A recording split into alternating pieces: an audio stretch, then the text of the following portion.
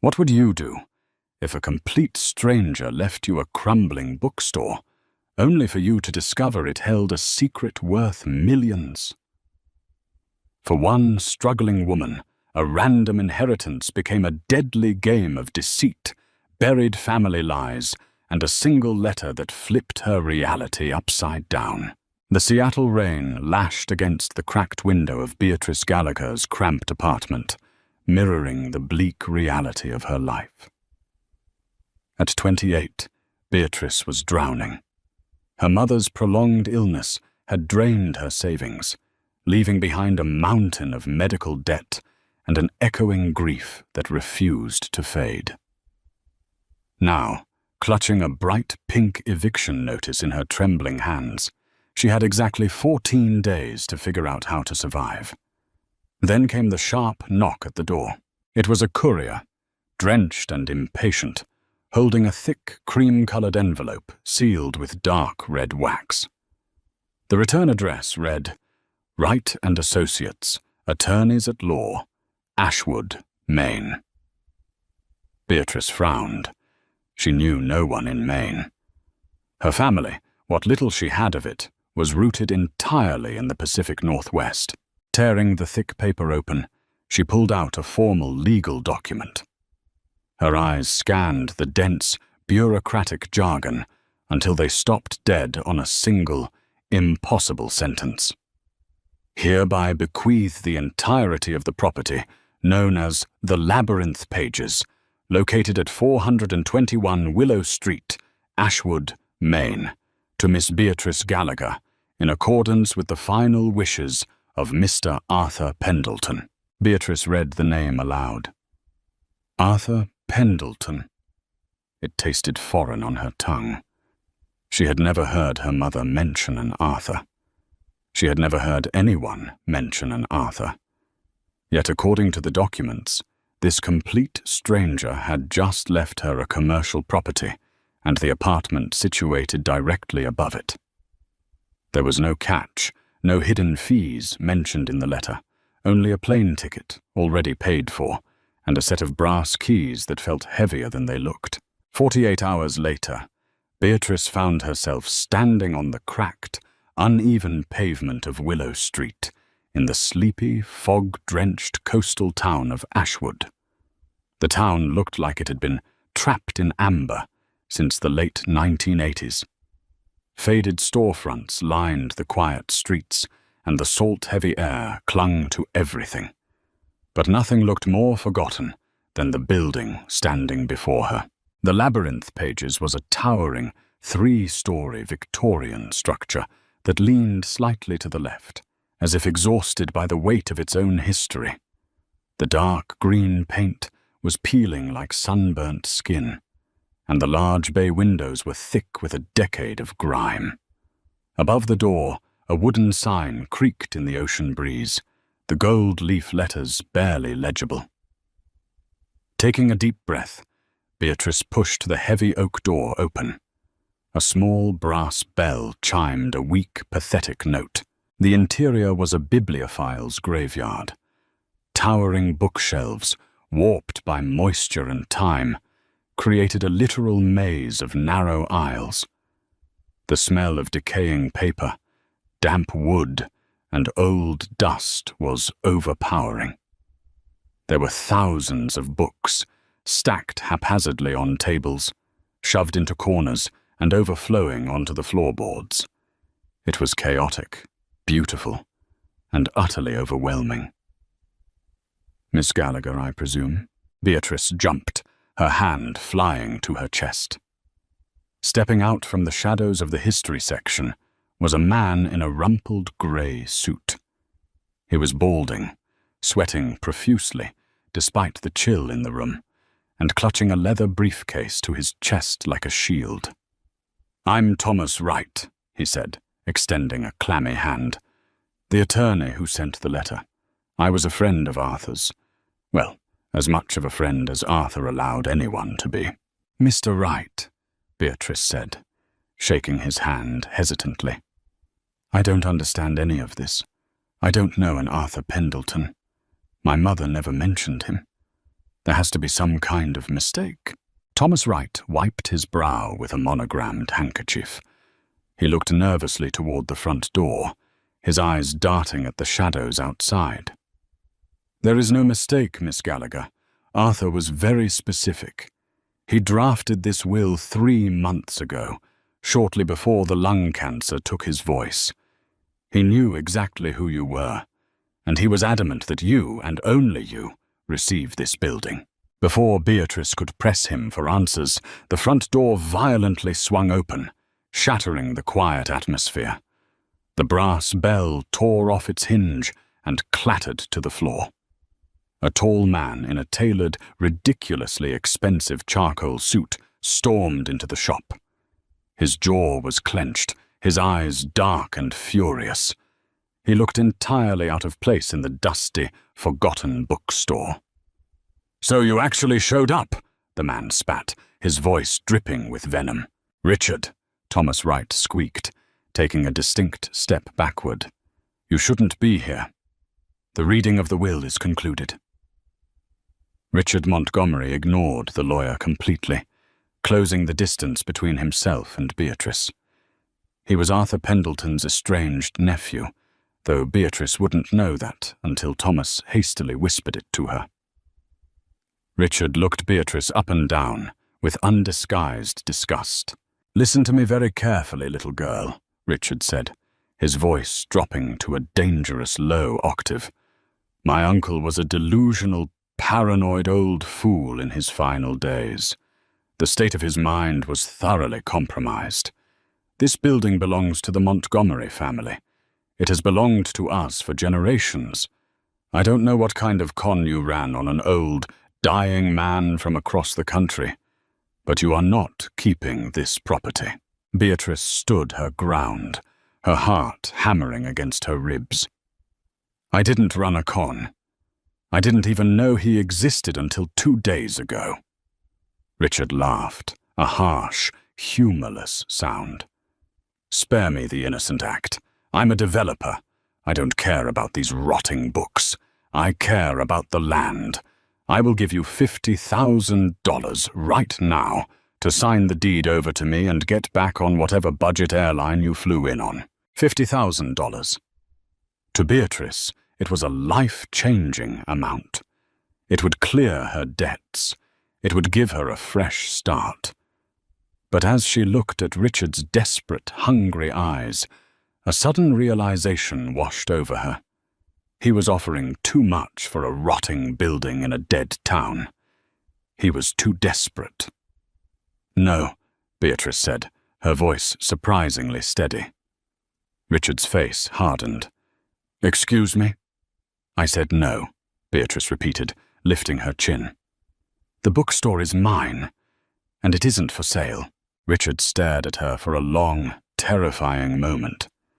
Then he leaned in close, his cologne suffocatingly sharp. "You are making a very grave mistake, Beatrice. You have no idea what you're standing on. You have no idea what this town is capable of hiding." Without another word, he turned and marched out of the store, the heavy oak door slamming shut behind him. Beatrice was left standing in the dust, the heavy brass keys burning a hole in her pocket. Realizing she had just walked into the middle of a war, she didn't understand. The apartment above the labyrinth. Pages was as bleak as the store beneath it. Faded floral wallpaper peeled at the corners, and the ancient radiator hissed and clanked like a dying animal. Beatrice spent her first night wrapped in a moth-eaten quilt on a sagging mattress, jumping at every creak of the floorboards. The wind howled off the Maine coast, rattling the single-pane windows, but it wasn't the weather that kept her awake. It was Richard Montgomery's parting threat. "You have no idea what you're standing on." Around 2 in the morning, the noise started. It wasn't the wind. It was a rhythmic, deliberate sound echoing through the floorboards from the bookstore below. Thump. Creak. Snap. Beatrice froze, the breath catching in her throat. Someone was downstairs. She slipped out of bed, her bare feet silent on the cold wood, and grabbed the only weapon she could find, a heavy iron fire poker, resting by the unused hearth. Creeping down the narrow, darkened staircase that connected the apartment to the back office of the shop, she held her breath. Through the crack in the office door, Beatrice peered into the main shop. A single flashlight beam sliced through the darkness, illuminating the swirling dust. A figure dressed entirely in black was moving frantically through the history section. They weren't stealing the antique cash register, nor were they stuffing rare books into a bag. Instead, the intruder was on their hands and knees, violently prying up the rotting floorboards with a crowbar. What are they looking for? Beatrice thought, panic gripping her chest. Suddenly, her foot shifted, and a floorboard beneath her gave a sharp, echoing whine. The flashlight instantly snapped off. The bookstore was plunged into absolute pitch blackness. Beatrice stood completely still, her heart hammering loud enough to deafen her. She heard the heavy thud of boots running toward the back alley exit, the screech of rusted hinges, and the slam of the door. By the time the Ashwood police arrived the next morning, the sun was casting long, grey shadows through the shop. Officer Dempsey, a burly, apathetic man with a thick moustache and a coffee-stained uniform, walked through the torn-up history section with a bored expression. "Probably just a vagrant, Miss Gallagher," Dempsey mumbled, not even bothering to take notes. "Lots of junkies looking for a warm place to sleep. They get spooked easily. A vagrant doesn't bring a crowbar to pry up solid oak floorboards, officer," Beatrice snapped, her patience wearing thin. "They were looking for something specific. Richard Montgomery threatened me yesterday. I want that on the record." Dempsey paused, his eyes narrowing slightly. The mention of the Montgomery name seemed to shift the atmosphere in the room. "Mr. Montgomery is a respected businessman, Miss Gallagher. He practically keeps this town's economy afloat. I'd be careful throwing accusations like that around. My advice? Take whatever money he offered you and go back to Seattle. This town doesn't take kindly to outsiders stirring up trouble." After Dempsey left, Beatrice locked the front door, her hands shaking with a mixture of rage and sheer terror. The police were useless. Perhaps they were even in Richard's pocket. If she was going to figure out why Arthur Pendleton left her this curse, she had to do it herself. She fetched a flashlight and a pair of heavy work gloves from the back office and returned to the history section. The intruder had managed to pry up 3 large planks before fleeing. Kneeling in the dirt and debris, Beatrice peered into the dark space between the floor joists. Nothing. Just old cobwebs and rat droppings. Frustrated, she sat back, her gaze wandering up the nearest bookshelf. The shelves here were built directly into the plaster of the wall. But as Beatrice looked closer, she noticed something odd.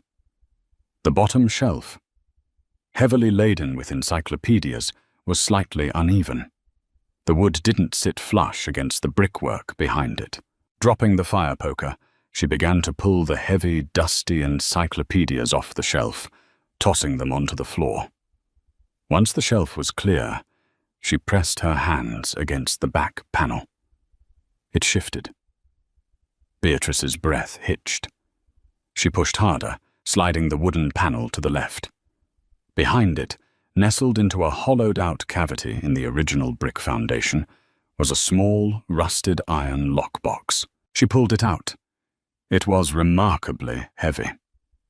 The lock had long since rusted away, allowing her to pry the lid open with a loud crunch of oxidized metal. Inside, wrapped in oilcloth to protect it from the dampness, was a thick envelope.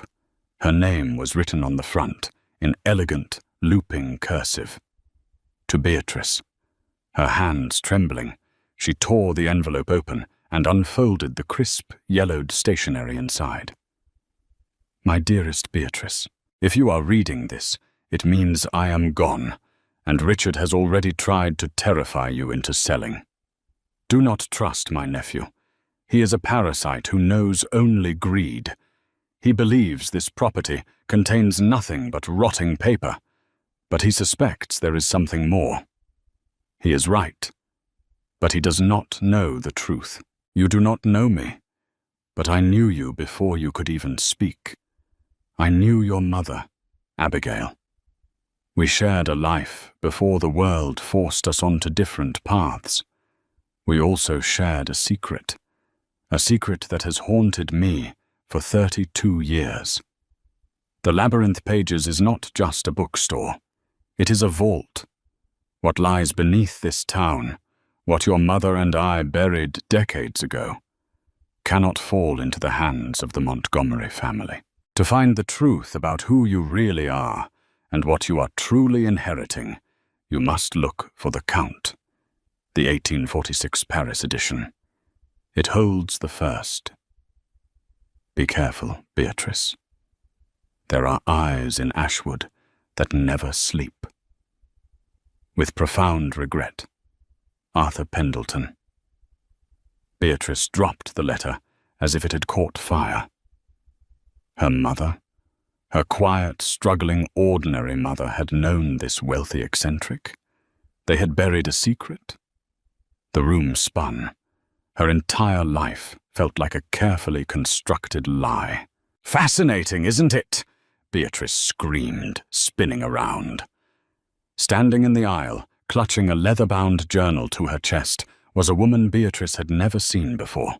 She was in her late 50s, with sharp, bird-like features and piercing green eyes. "How did you get in here?" Beatrice demanded, snatching the fire poker off the floor. "The door is locked." "I have a spare key. Arthur gave it to me years ago," the woman said smoothly, completely unbothered by the weapon. "I'm Evelyn Reed. I'm the local historian, and based on the look of sheer terror on your face, Miss Gallagher, I'd say you just found Arthur's confession." Evelyn smiled, but it didn't reach her eyes. "You're going to need my help, Beatrice, because Richard isn't the only one looking for what your mother hid in this town." The heavy silence of the bookstore pressed against Beatrice's eardrums, shattered only by the steady, rhythmic drumming of Evelyn Reed's fingernails against the leather cover of her journal. The local historian stood completely motionless, her sharp green eyes dissecting every micro-expression on Beatrice's face.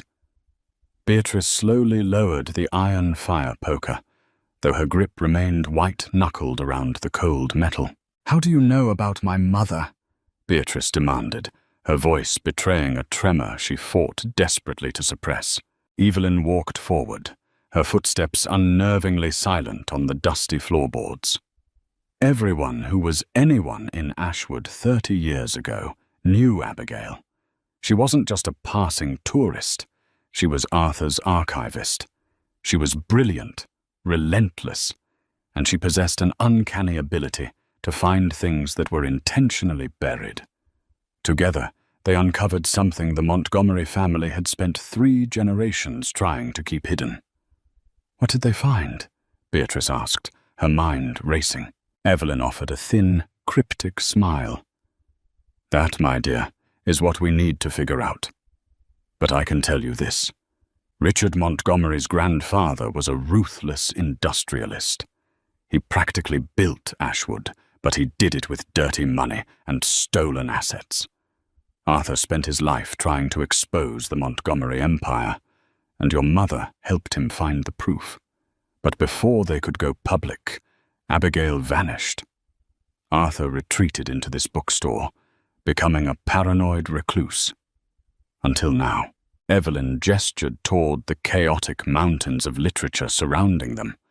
"Arthur's letter mentioned a key hidden inside The Count. He meant The Count of Monte Cristo, specifically the 1846 serialized Paris edition. It's a notoriously rare printing. If Arthur kept it here, it's not sitting on a bargain shelf. We need to find it before Richard realizes his midnight break-in failed." Beatrice looked at the thousands of rotting, water-damaged spines.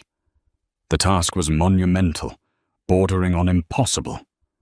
But the desperation of her situation, the eviction notice, the empty bank account, the threatening presence of Richard, fueled a sudden, fierce determination. She wasn't just a victim anymore. She was a participant. "We start in the antiquarian section," Beatrice declared, grabbing her flashlight. For the next 4 hours, the two women worked in frantic, dust-choked silence. They systematically dismantled the oldest sections of the store, carefully peeling back layers of forgotten literature. The air grew thick and heavy, the smell of decaying paper clinging to their clothes. Beatrice's hands were stained black with ink and grime, her fingernails chipped from prying open jammed glass display cases. As the grandfather clock in the corner chimed noon, Beatrice found herself crawling beneath a heavy mahogany display table that had collapsed on one side. Tucked away in the darkest corner, partially concealed by a pile of useless modern encyclopedias, was a small, lead-lined lockbox. It was entirely unassuming, completely devoid of ornate markings. "Evelyn," Beatrice called out, her voice raspy, "I found something." The historian practically sprinted across the room, dropping a stack of poetry books in her haste. Beatrice dragged the heavy box into the light. It wasn't locked. With trembling hands, she popped the latches and opened the lid. Inside, resting on a bed of faded red velvet, was a breathtakingly beautiful book. The leather binding was cracked and weathered, but the gold leaf lettering on the spine was unmistakable. Le Comte de Monte Cristo. "The 1846 edition," Evelyn breathed, her eyes widening with a hunger that made Beatrice instantly uneasy. "Open it! Quickly!" Beatrice carefully lifted the fragile book. As she opened the front cover, the binding let out a dry crack. The pages were hollowed out. Inside the carved cavity lay 2 items, a heavy, intricately forged iron key, and a small, folded piece of parchment. Beatrice unfolded the parchment.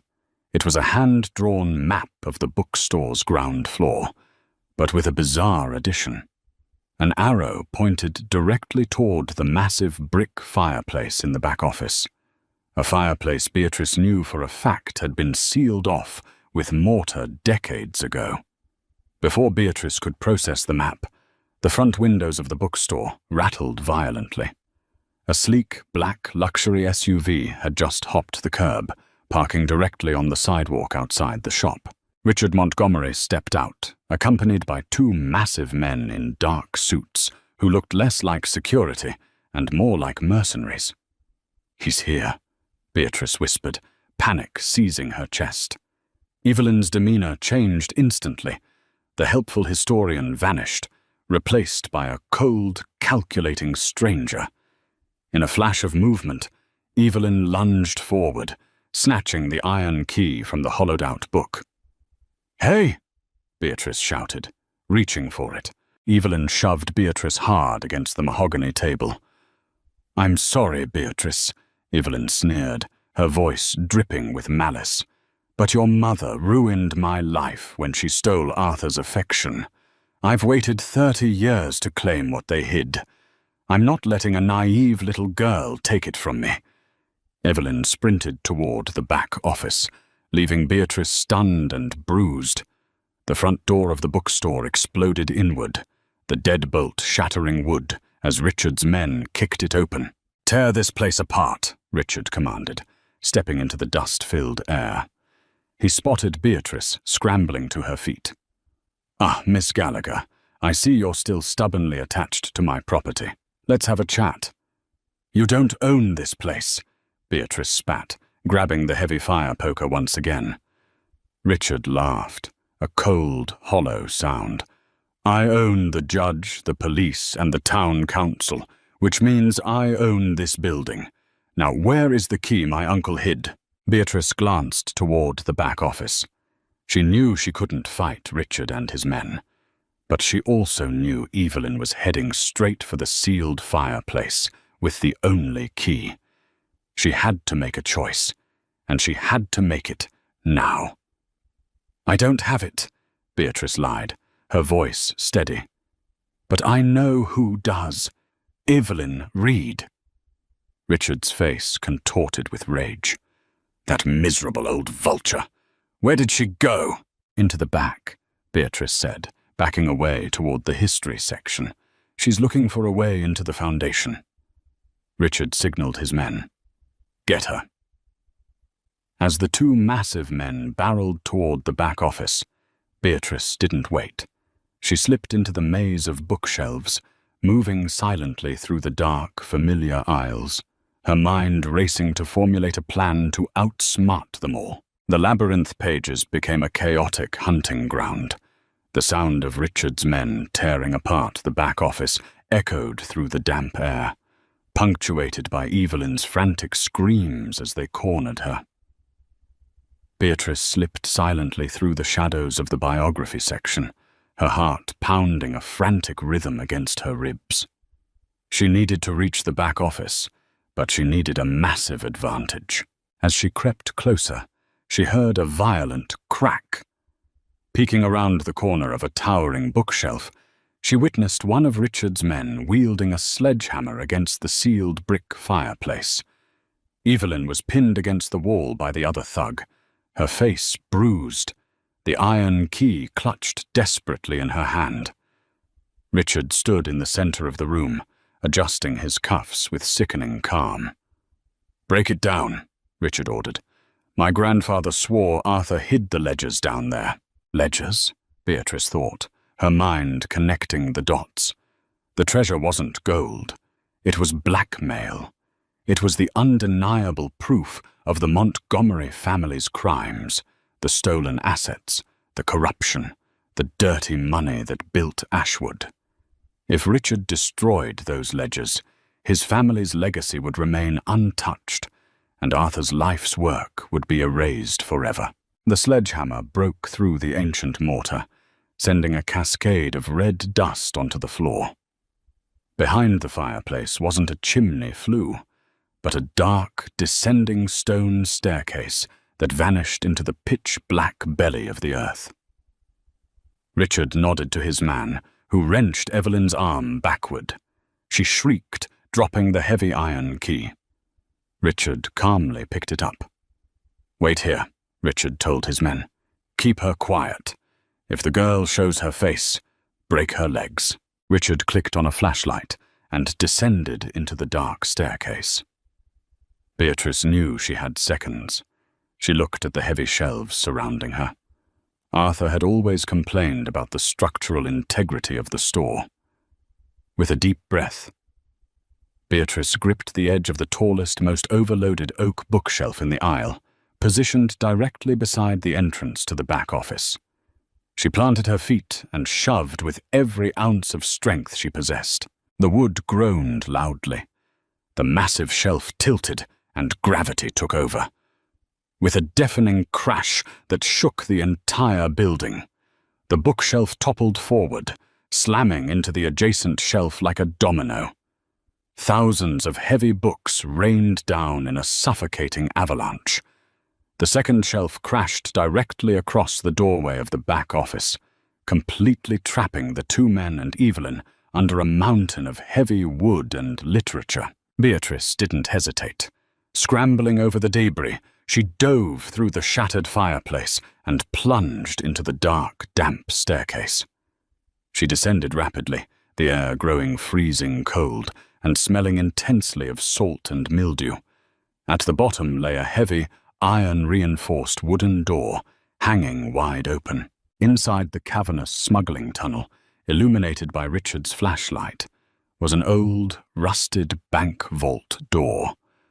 Richard was frantically trying to fit the iron key into the complex locking mechanism. "It's over, Richard," Beatrice said, stepping into the light, the heavy fire poker raised. Richard spun around, panicking. "How did you get down here?" "Your men are trapped," Beatrice said, her voice echoing. "The state troopers will be here soon. I called them before I knocked the shelves down." It was a bluff, but Richard didn't know that. "You think I care about the police?" Richard snarled, abandoning the vault and drawing a sleek silver handgun. "My family owns this state, but you are a loose end, just like your mother."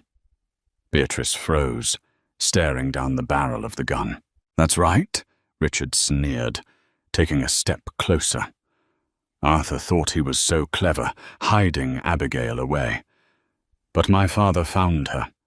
He made sure she kept her mouth shut. The stress of it, the constant running. It's what made her sick, Beatrice. We didn't kill her, but we certainly put her in the grave. A cold, terrifying clarity washed over Beatrice. Her mother's lifelong anxiety, her refusal to settle, it was all because of the man standing in front of her. "You're a monster," Beatrice whispered. "I'm a survivor," Richard replied, raising the gun. Suddenly, a loud metallic clang echoed through the cavern as a rusted pipe shifted in the damp draught. Richard flinched, instinctively looking over his shoulder. It was the distraction Beatrice needed. She swung the heavy iron fire poker with all her might, striking Richard squarely across the wrist. The gun discharged wildly, the gunshot deafening in the enclosed space, before clattering across the stone floor. Richard howled in pain, dropping to his knees. Beatrice kicked the gun into the dark water of a nearby drainage grate. She stood over him, breathing heavily. "You don't own me," Beatrice said, "and you don't own Ashwood anymore." Minutes later, the wail of sirens pierced the quiet morning. Beatrice's bluff hadn't been entirely false. The massive crash of the bookshelves had prompted a neighbor to call the state authorities, bypassing the corrupt local police entirely.